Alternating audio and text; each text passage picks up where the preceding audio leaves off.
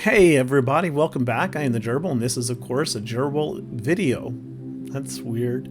Anyway, hey, so real fast, I want to talk just very briefly about some critical feedback I received from an unlikely source that I'm not going to name because I don't believe in retribution or retaliation or anything like that. But I did feel kind of personally attacked to a degree, and I just want to throw this out there that folks, when you're in the audience, you don't have to agree with what they're saying, and it's fine to express that. But I would always just encourage everyone, be nice about it, because some people put a lot of time into what they do for the community, and their efforts, though not perfect, it may be limited, in scope and conceptual understanding and time and resources and whatever, but they are trying to be the best they can for you, or else they wouldn't do it normally. So be cool, give cool feedback if you want, but be cool about that feedback, right? Deliver it politely.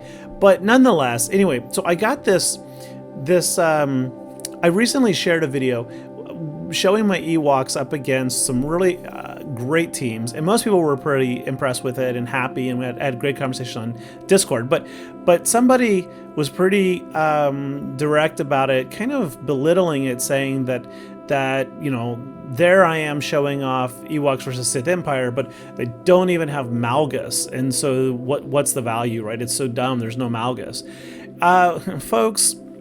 It's true, I didn't have Malgus on that opposing team. I can't pick my opponents. I mean, I sort of can, but I can't choose what my opponents put on defense. But while they don't have Malgus, a conquest character, all the Ewoks have are marquee characters. They have 3 journey guides, and again, we have marquee characters. They had a superior level 9 Datacron with an active level 6 in it. I did not. My Ewoks, this battle was recorded in arena, so my Chirpa and Kneesaa Omicrons are inactive, thus the Ewoks are already handicapped. They had 11 Zetas, I had 4. So while I do have a couple Relic 9 Ewoks in there, the damage output that those give us is insignificant when you consider the cost of farming preparing these.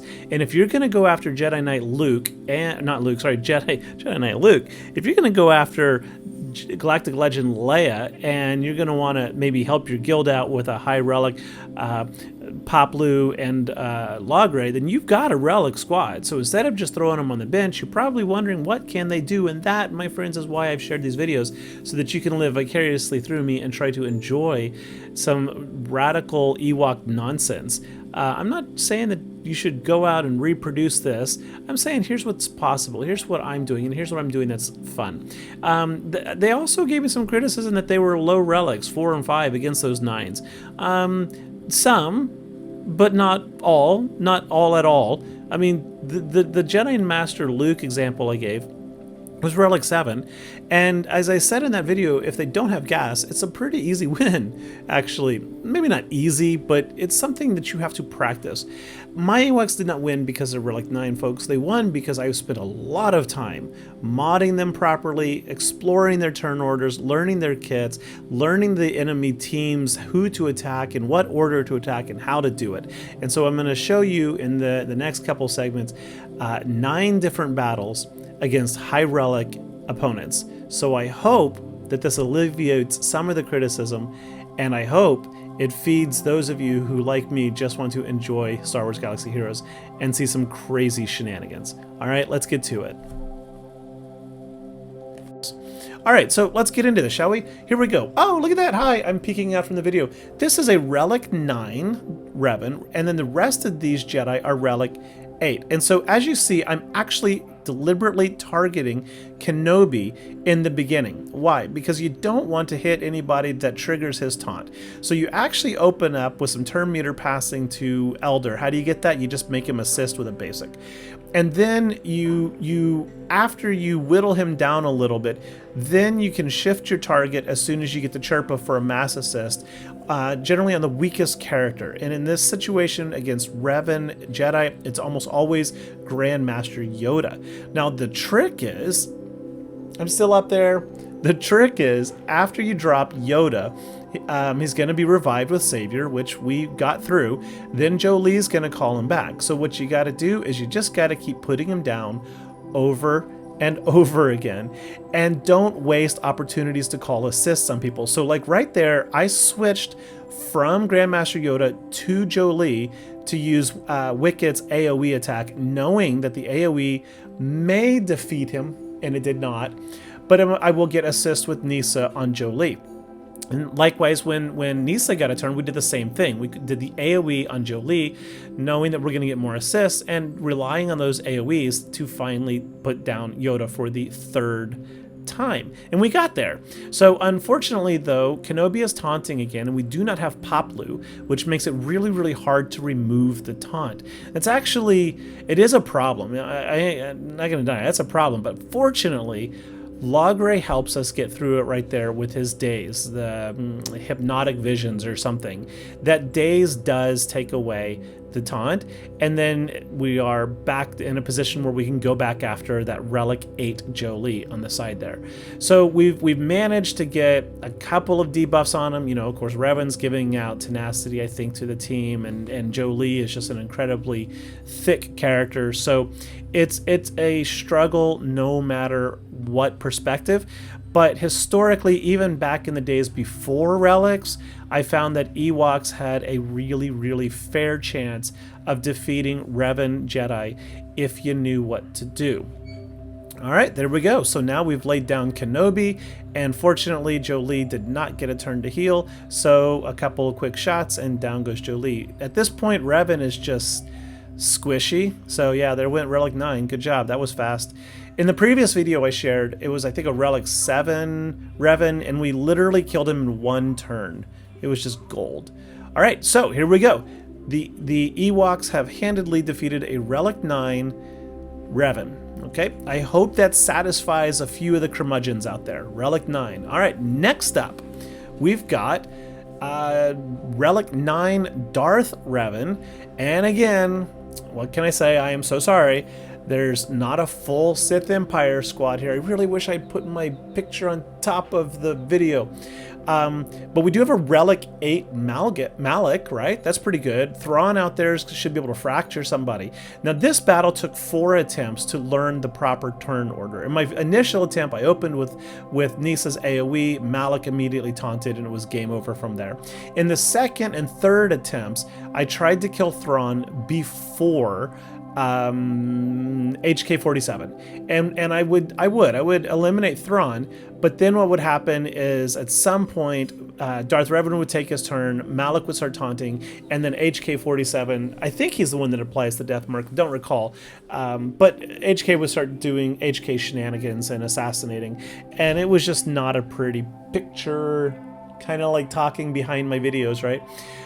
So it took some time, some trial and error to learn the proper turn orders, and then once I got those turn orders down, then I was able to secure the victories. And you can see even with that practice, this is still a pain. This is still a huge pain. All those shocks really, really mess us up. All right, so we got Malak down to, oh, there he goes. So at this point, like, I would also recommend taking out Malak last if you can, but we just couldn't get past that taunt.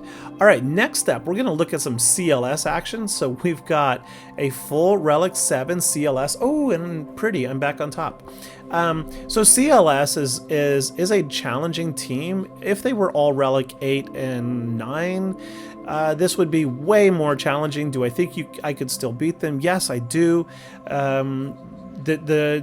The general strategy would be to eliminate Chewbacca first, then I would say take out Han Solo, then 3-Bacca, saving CLS for last. Because CLS can wreak havoc. His counter chance is so high, as depending on his stance. I think he has a 100% chance to counter. I don't remember his kit in super detail. I wish I had, like, what is that, eidetic memory, where you can read it once and recall every word. I don't have that. So yeah, of course, if you get any of them in days, that is a prime target, because then they cannot counterattack, and CLS gives the whole team a high probability to counter anyway. So yeah, so drop Chewbacca, then drop Han Solo, and then go after Chewpio. Now, what actually makes this a not incredibly challenging matchup is in Kneesa's kit, whenever an Ewok is stunned or dazed, I think it is, the entire team gains foresight and 100% protection up, which of course is based on your maximum health. So again, here we're not killing Chewpio, too many Wookiees, because I'm going to wait on the AoEs to do it for us. So he's in the red, we're shifting, we're relying on all those assists, and it turns out we didn't really need them, but here it is. There's the kill shot with the assist, and what the heck, we're going to revive. There's no one to revive, but we're just going to kill with the assist because we can. It's kind of cool that way, right? Okay, next up, we got a Relic 9 Darth Vader lead, Relic 8 Piet, Relic 8 Boba Fett, and then we've got High Relic Tarkin, who's worthless, but they do have a better Datacron than us again. There are presently, at the time of this recording, no Datacrons with a level 6 that benefit Ewoks at the moment. As we all know, Datacron set 11 is coming soon, and it's going to totally make Kneesaa. Oh man, I just feel sorry for anyone who comes across my squad in GAC or Territory War soon. So anyway, Relic 9 Vader, as you saw there, was not a problem. The enemy squad has yet to take a turn. I generally, do I go into every enemy squad in Arena and look at their speeds? No, because I just don't have the time to do that. Sometimes I have walked over a squad and I'm like, that was just too easy. And I go back and I'm like, oh, wow, man, that was Relic 8, but they didn't have any mods. In those situations, I honestly do try to delete those videos and not showcase it. The Ewoks, mine are modded for speed. And there are ways to manipulate speed, be it Logray removing turn meter from the enemy or targeted assists passing turn meter. Like Chirpa's, his mass assist gives everybody 20% turn meter himself, 70% if the target had 50% or more turn meter. And then of course Ewok Elder on his basic can give the entire team, I think, 50% turn meter or something. So you can totally control it and outrun a lot of enemies, but you gotta know how. All right, now we're on to a Relic 8 Jedi Knight Luke with mostly Relic 7 Jedi backup, Revan, Jedi Master, Yoda, General Kenobi, and then Bastila Shan. Again, I'd like to point out we got Journey Guide, 4 Journey Guides right there, and then Bastila Shan. So this is actually a really hard matchup. Jedi Knight Luke is very challenging, despite his AoE giving us all protection up. His, and his leadership ability dropping our speed to equalize with his, I think, is the way that works. That actually is not a problem. It's the mass stun that is, despite giving us the protection up. That mass stun allows the Jedi to start building up, all those buffs and then spreading them around with Yoda, who gains 40% on his basic. So he becomes a big threat, being able to just go turn after turn after turn if the computer or the AI plays it right. If they don't play it right, then it's not too challenging. You do need to try, again, to take advantage of the stuns, the days, sorry, there's those stuns I was talking about. See what's happening now? Yeah, you lose all those turns and then they come in with some big hits. Yep, Clean's Elder. There we go. You need to take advantage of the dazes from Logray. If you can get Jedi Knight Luke under daze, you need to take advantage of that, right? Because when he uses his first special, I think he has 100% counterattack, and if he counters right there with offense up, crit chance up, crit damage up, he will wreck you. I mean, he will just wreck your squad. I mean, he can kill most of the Ewoks in 2 hits. So be very careful. You can also help avoid some of those counterattacks by using non-attacking specials and relying on your assists. Like, for example, Ewok Elder. Let's say you're in low health and if you use a basic, Luke counters and kills you. Instead, revive even if there's nobody there to revive. He won't attack, and then Kneesaa will assist. And then if you're in Grand Arena with Chirpa's Omicron, which of course we're not right now, but if you are, then you would get a second Ewok assisting, both of which would gain 20% turn meter to help keep you going. So there we are. Nice. All right, just a couple more quick matches. This one is going to be against Relic 7 Darth Maul. Of course, that's going to make this really challenging to focus down on any one target because of the rotating stealth. But they also have a Relic 7 Emperor Palpatine, Relic 7 Darth Revan, and our friendly Relic 9 Darth Vader is in the back. Plus we have, yep, that's right, Darth Nihilus. So once again, we got 3 journey guides. Is Nihilus? No, he's a journey guide raid character, right? No, where do you get Nihilus from? I actually don't remember. Maybe he's farmable. I don't remember. It's been so long since I've farmed him. But yeah, so this is indeed a challenge because that stealth mechanic, right? So we just hit Darth Maul and then he's into stealth. Just hit Palpatine, gun into stealth. We're gonna cleanse the Ewok Elder and the target goes into stealth. So you do want to again use your specials methodically, like especially saving Chirpa's swarm attack for a target that you can likely kill. Otherwise you may knock them down in the red and they take a turn and recover all their health with some kind of a health steal mechanic or something, right? But there it is. So we've just dropped Relic 9 Vader and we've already taken down Nihilus, so we have no concern of Elder getting annihilated. And one more tap hopefully, and oh, I could have killed Maul, but I guess I want to get rid of Palpatine first. The mass stun, despite giving us the protection up, is just annoying. Then you have to sit there and wait and watch and stuff. Yeah, and 3, 2, 1. Nope, I was off. There we go. All right, last battle is not the most amazing because they are indeed all Relic 5, but we're up against Grand Inquisitor. So they're going to definitely outrun us in terms of speed. Inquisitors should pretty much always outrun most squads. I mean, they're already fast. Their base speeds are all among the top 20, 30 in the game. Plus, Grand Inquisitor reduces enemy speed, I think, by 25, and then grants Inquisitors 5 extra speed or something like that for each Inquisitor on the board. I don't remember. It's some crazy stuff. So they should be much faster. Again, no Paploo means it's going to be challenging because we cannot remove the debuffs as efficiently, or the buffs as efficiently, especially the taunt. Even if we did get past the taunt, though, on Ninth Sister, she would retaunt as soon as we attack someone else, because anytime you critically hit an Inquisitor or an Empire ally, she taunts. So this one just gets to be a little grindy.